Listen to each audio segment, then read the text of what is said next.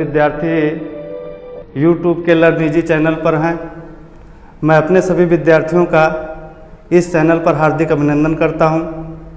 हमारे high school के विद्यार्थियों को इस समय सेंटेंस में दूसरा प्रकार जो है कंपाउंड सेंटेंस जो है पढ़ाया जा रहा है और कंपाउंड सेंटेंस में उनको जो है कंपाउंड सेंटेंस की डिफिनीशन बताई गई, उसका जो है स्ट्रक्चर बताया गया।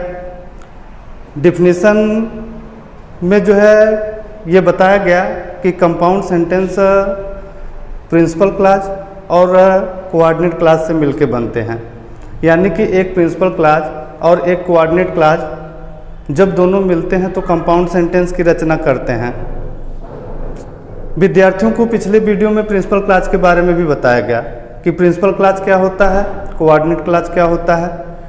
प्रिंसिपल क्लॉज में जो है विद्यार्थियों को ये बताया गया कि ऐसा क्लॉज जो अपने आप में पूर्ण अर्थ रखता है वह अपने अर्थ के लिए किसी दूसरे क्लॉज पर डिपेंड नहीं रहता है, वो प्रिंसिपल क्लॉज है। और प्रिंसिपल क्लॉज की विशेषता होती है कि प्रिंसिपल क्लॉज के पहले जो है हम किसी कंजक्शन का प्रयोग नहीं करते हैं। कोऑर्डिनेट क्लॉज के बारे में विद्यार्थियों को बताया गया कि कोऑर्डिनेट क्लॉज भी प्रिंसिपल क्लॉज की ही तरह अपने आप में पूर्ण अर्थ रखता है, यह भी अपने अर्थ के लिए किसी दूसरे क्लॉज पर डिपेंड नहीं होता है। तो हमारे विद्यार्थियों का एक क्वेश्चन होता है कि गुरुजी जब दोनों क्लॉज की क्वालिटी एक ही है तो दोनों क्लॉज को जो है पहचानते कैसे हैं। तो अगर दोनों क्लॉज को पहचानना है विद्यार्थियों को तो उनको एक लाइन ध्यान रखना होगा कि प्रिंसिपल क्लॉज के पहले हम किसी कंजंक्शन का प्रयोग कभी नहीं पाते हैं, जबकि कोऑर्डिनेट क्लॉज के पहले जो है कोऑर्डिनेट का कंजंक्शन लगा रहता है। विद्यार्थियों को जो है ये बताया गया कि कोऑर्डिनेट कंजंक्शन जो है कितने प्रकार के होते हैं, तो उनके जो है प्रकार जो है उनके सामने लिखे गए। कोऑर्डिनेट कंजंक्शन के जो है 4 प्रकार होते हैं। पहला जो है कुमुलेटिव कंजंक्शन है, जिसमें जो है इसके पहले जो है एग्जाम्पल दे के जो है समझाया गया। और दूसरा इलेटिव कंजंक्शन है, जिसको हम कहते हैं जो है परिणाम प्रकट करने वाले कंजंक्शन। इसमें जो है कंजंक्शन में आने वाले जो है शब्द है सो है, देयरफॉर है, फार है, हेंस है। ये चारों कंजंक्शन इलेटिव कंजंक्शन के अंतर्गत आते हैं और ये हमेशा प्रिंसिपल क्लॉज के साथ मिलकर कंपाउंड सेंटेंस की रचना करते हैं। एक एग्जाम्पल जो है विद्यार्थियों के सामने रखा गया है कि I could not help you, मैं तुम्हारी मदद नहीं कर सका। फार, क्योंकि आई हैड नो मनी, मेरे पास धन नहीं था। यहाँ पे ये बड़ा वाक्य लिखा गया है और इस बड़े वाक्य में विद्यार्थी कैलकुलेट करेंगे तो उन्हें ये मालूम होगा कि इस बड़े सेंटेंस में जो है 2 क्लॉज आए हुए हैं। पहला clause I could not help you है और दूसरा क्लॉज जो है आई हैड नो मनी, ये जो है दूसरा क्लॉज है। अब जब किसी बड़े सेंटेंस में 2 क्लॉज आए हैं तो दोनों क्लॉज का नाम भी होगा। नाम कैसे जो है क्लियर किया जाए कि दोनों क्लॉज का जो है कौन सा नाम है, तो विद्यार्थियों को ये पता करना होगा। एक क्लॉज जो है चेक करेंगे, जिस क्लॉज के पहले जो है किसी कंजंक्शन का प्रयोग नहीं रहेगा जो है वो पीसी होगा, जो है प्रिंसिपल क्लॉज होगा। तो पहला clause I could not help you, इसके पहले जो है किसी कंजंक्शन का यूज नहीं किया गया है, यानी कि पहला क्लॉज जो है पीसी है। पीसी को जो है हम प्रिंसिपल क्लॉज से जो है डिनोट करते हैं, बोलते हैं। और आई हैड नो मनी, इसके पहले जो है एक कंजंक्शन यूज किया गया है फार, जो कि कोऑर्डिनेट का कंजंक्शन है।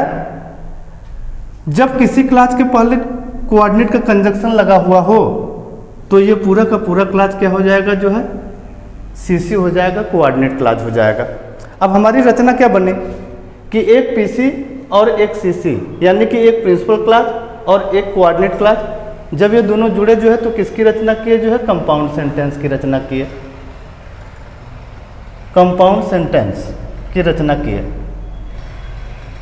विद्यार्थियों को एक बात जो है और ध्यान रखनी है, कंपाउंड सेंटेंस के जो दोनों क्लॉज होते हैं पीसी में और सीसी में, दोनों में जो है कारण और परिणाम का संबंध होता है। तो आइए हम चेक करते हैं कि क्या इन दोनों क्लॉज में जो है कारण और परिणाम का संबंध है क्या। I could not help you, मैं तुम्हारी मदद नहीं कर सका। और आगे है कि आई हैड नो मनी, मेरे पास धन नहीं था।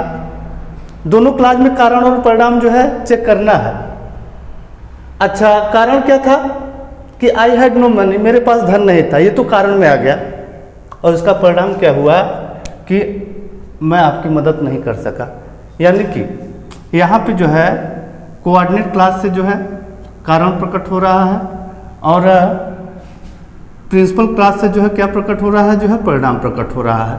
तो विद्यार्थी ये ध्यान देंगे, इल्लिटिव के जो है जितने भी कंजक्शन होते हैं, जब ये कंपाउंड सेंटेंस की रचना करते हैं तो दोनों क्लास में जो है कारण और परिणाम का संबंध होता है।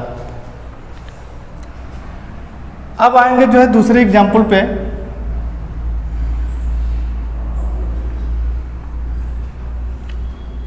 Ravi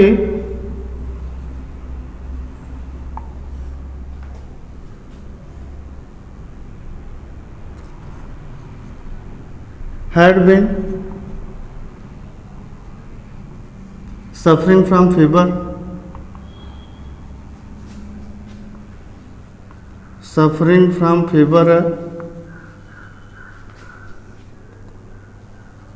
so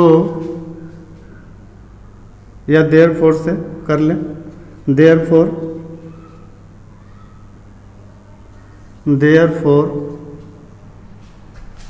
he could not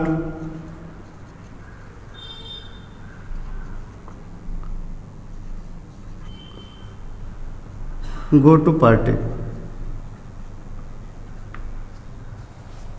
एक एग्जाम्पल जो है विद्यार्थियों के सामने दिया जा रहा है। Ravi had been suffering from fever, Ravi बुखार से पीड़ित था, देयरफॉर इसलिए, he could not go to party, वह पार्टी में नहीं जा सका। अब इस बड़े वाक्य में जो है दो क्लास जो है सामने दिखाई देंगे।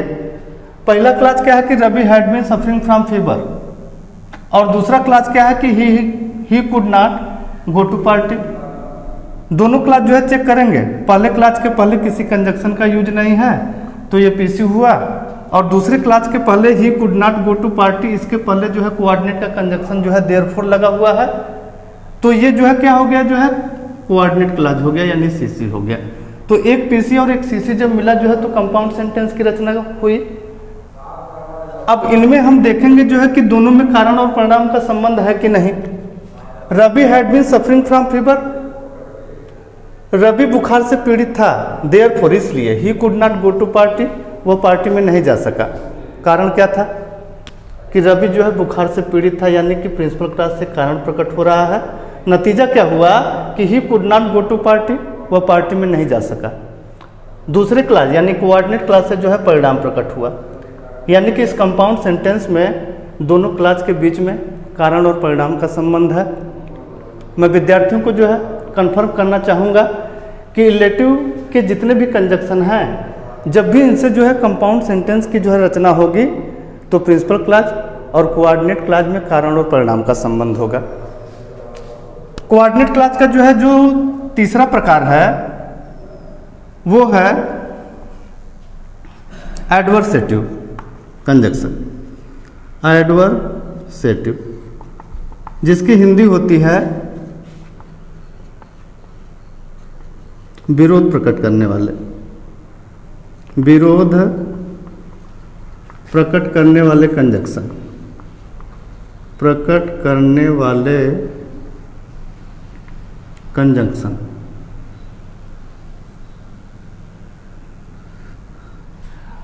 अब विरोध प्रकट करने वाले कंजक्शन में जो है कौन कौन से हैं। पहला कंजक्शन तो इसमें आता है जो है बट आता है, एट आता है, स्टिल है, स्टिल, वाइल,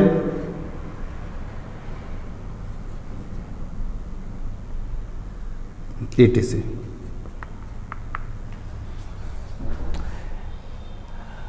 एडवर्सेटिव कंजक्शन जो है विरोध प्रकट करने वाले होते हैं। दोनों क्लास के बीच में आपको विरोध जो है मिलेगा जो है। जैसे कि एग्जाम्पल जो है विद्यार्थियों के सामने दिया जाए कि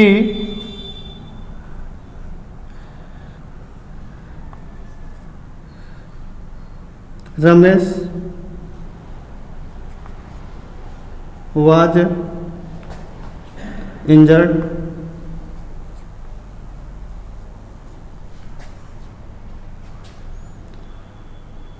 at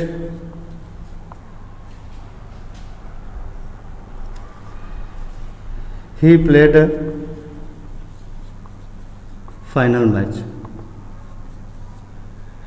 एक एग्जाम्पल जो है विद्यार्थियों के सामने रखा गया कि Ramesh was injured at he played final match. अब इस विद्यार्थियों को जो है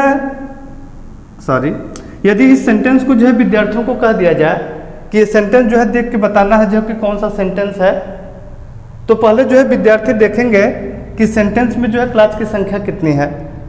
सेंटेंस में जो है क्लास की संख्या जो है 2 है। पहला जो है रमेश वाज इंजर्ड है और दूसरा है कि ही प्लेड फाइनल मैच। दोनों क्लास का जो है नाम पता करना है कि कौन से जो है क्लास हैं।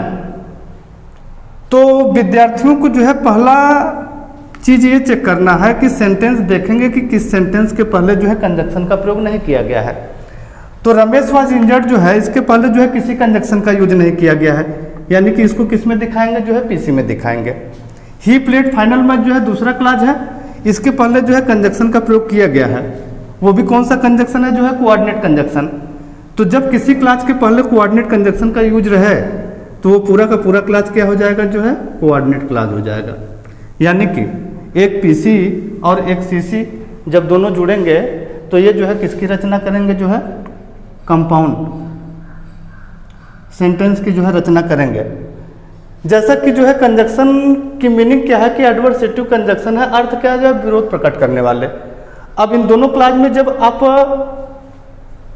चेक करेंगे तो आपको जो है विरोधाभास जो है दिखाई देगा।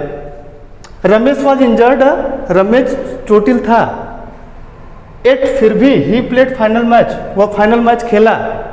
जबकि विद्यार्थी जानते हैं कि चोट लगने पे जो है रमेश को मैच नहीं खेलना चाहिए था, लेकिन यहाँ पे जो है चोट लगी थी लेकिन जो है मैच खेला गया।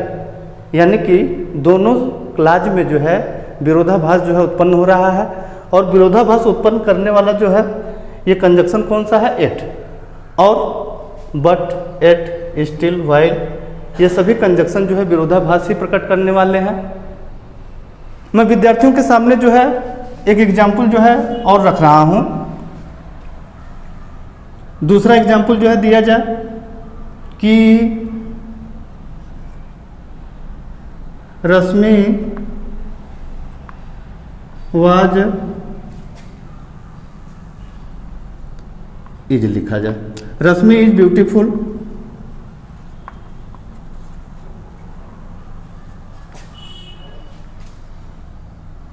while her friends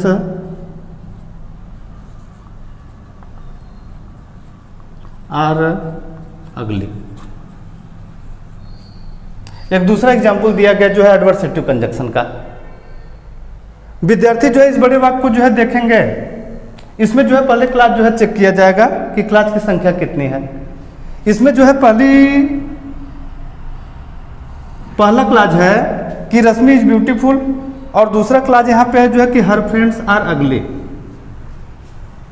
मैंने विद्यार्थियों को बताया कि एडवर्सेटिव में जितने भी कंजक्शन यूज किए जाते हैं ये जो है विरोध प्रकट करते हैं, यानी कि दोनों क्लास के बीच में विरोधाभास की स्थिति होती है। तो यहाँ पे हम देखेंगे कि रश्मि इज ब्यूटीफुल, इसके पहले जो है किसी कंजक्शन का यूज नहीं है, तो इसको हम दिखाएंगे पीसी में। और हर फ्रेंड्स आर अगली, इसके पहले जो है कोऑर्डिनेट कंजक्शन व्हाइल का प्रयोग किया गया है, यानी कि इसको हम दिखाएंगे जो है कोऑर्डिनेट क्लास में दिखाएंगे। तो कंपाउंड सेंटेंस का स्ट्रक्चर की एक प्रिंसिपल क्लास और एक कोऑर्डिनेट क्लास मिलकर जो है कंपाउंड सेंटेंस की रचना करते हैं। तो ये तो क्लियर हो गया कि ये पूरा जो है सेंटेंस जो है कंपाउंड सेंटेंस है, लेकिन दोनों क्लास का अर्थ निकाल लेंगे और ये हम चेक करेंगे कि क्या दोनों क्लास के बीच में विरोधाभास है क्या। मीनिंग निकालिएगा, रश्मि इज ब्यूटीफुल, रश्मि सुंदर है, वाइल हर फ्रेंड्स, जबकि उसकी सहेलियां आर अगली, बदसूरत हैं। तो यहाँ पे दो विशेषण का यूज किया गया है, पहला जो है ब्यूटीफुल है और दूसरा जो है यहाँ पे क्या है, जो है अगली है। और इन्हीं दोनों जो है विशेषण में जो है विरोधाभास है, क्योंकि ब्यूटीफुल का जो है अपोजिट क्या होता है, जो है अगली है, यानी कि दोनों क्लास में जो है विरोधाभास जो है उत्पन्न हो रहा है। तो विद्यार्थी को यह जानकारी होनी चाहिए कि कोऑर्डिनेट कंजक्शन में एडवर्सेटिव कंजक्शन का जो है जहाँ पर भी यूज होगा और इनसे जब कभी भी जो है कंपाउंड सेंटेंस की जो है रचना होगी तो निश्चित रूप से दोनों क्लास के बीच में जो है विरोधाभास होगा। अब एडवर्सेटिव के बाद उनका जो है अंतिम कंजक्शन है अल्टरनेटिव। अल्टरनेटिव का मतलब क्या होता है, विकल्प प्रदर्शित करने वाले। अब दो कार्यों के बीच में भी जो है विकल्प चॉइस करना हो सकता है।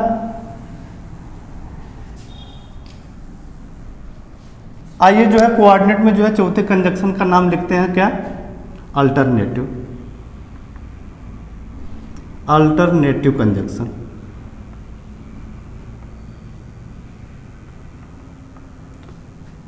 मीनिंग होती है कि विकल्प प्रदर्शित करने वाले। इसमें आने वाले कंजक्शन जो है विद्यार्थी नोट करेंगे, either dot dot dot are, neither dot dot dot नार, अदरवाइज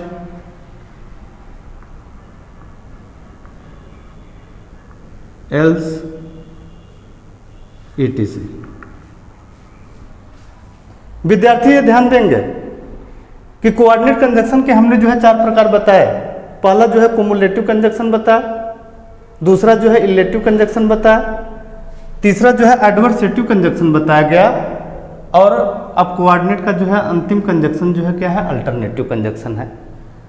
अल्टरनेटिव कंजक्शन की हिंदी होती है जो है विकल्प प्रदर्शित करने वाले। आपको जो है दो कार्यों के बीच में जो है विकल्प मिलेगा, विकल्प चॉइस करना है। जैसे यहां पे एक वाक्य लिख दिया जाए कि वर्क हार्ड, कठिन परिश्रम करिए, अदरवाइज यू विल फेल।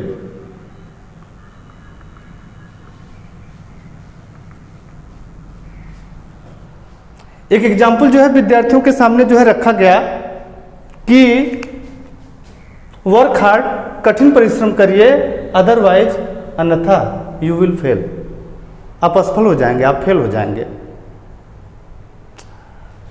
अब यहां पे जो है जब क्लास की बात करेंगे तो क्लास इसमें जो है पहला जो है वर्क हार्ड है और दूसरा क्या है जो है यू विल फेल।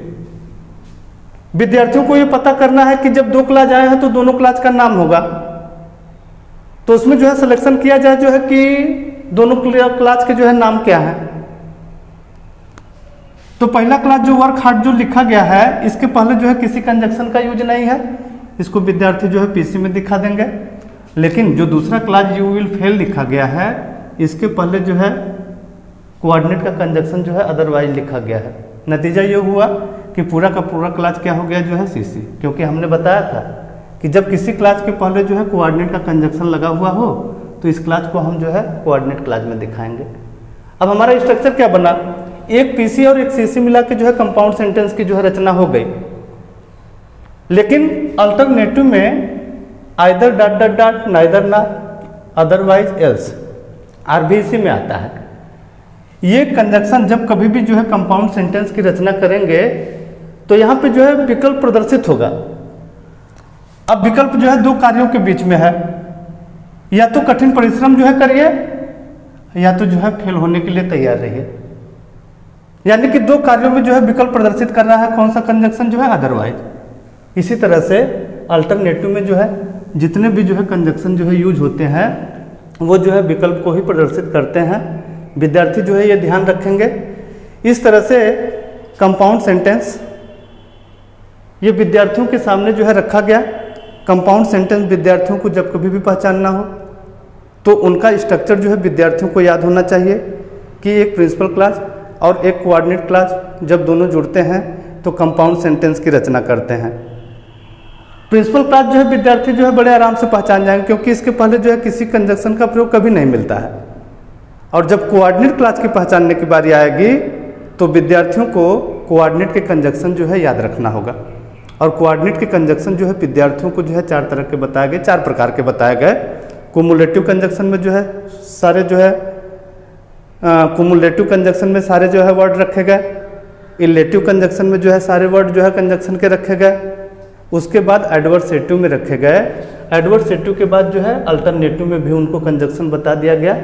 यदि ये सारे कंजक्शन जो है विद्यार्थियों को याद है तो कभी भी जो है उनको कंपाउंड सेंटेंस पहचानने में दिक्कत नहीं होगी। और इन कंजक्शन की मीनिंग भी जो है विद्यार्थियों को जानना चाहिए, ताकि जब उनका जो है ट्रांसलेशन का जो है पोर्शन पढ़ाया जाए तो ये कंजक्शन जो है उनको अनुवाद करने में भी बहुत ज़्यादा मदद करते हैं, क्योंकि कंजक्शन से ही हम जो है बड़े वाक्यों की जो है रचना करते हैं। सिंपल सेंटेंस में जो है बड़े वाक्यों की रचना करने के लिए प्रीपोजिशन का जो है हेल्प लेते हैं, लेकिन कंपाउंड सेंटेंस में या कॉम्प्लेक्स सेंटेंस में यदि हमें कंजक्शन की अच्छी जानकारी है तो निश्चित रूप से हम बड़े वाक्यों की रचना बहुत आसानी से कर पाने में जो है समर्थ होते हैं। इस तरह से विद्यार्थियों का जो है दूसरा सेंटेंस जो है कंपाउंड सेंटेंस जो है आज समाप्त हुआ। इसके बाद मैं अपने विद्यार्थियों को अगले वीडियो में कॉम्प्लेक्स सेंटेंस के बारे में बताऊंगा, और मेरा अपने विद्यार्थियों के लिए ये प्रयास रहेगा कि मैं उन्हें चीज़ों को जो है अच्छी तरह से जो है संतुष्ट कर पाऊँ, उन्हें अच्छी तरह से समझा पाऊँ।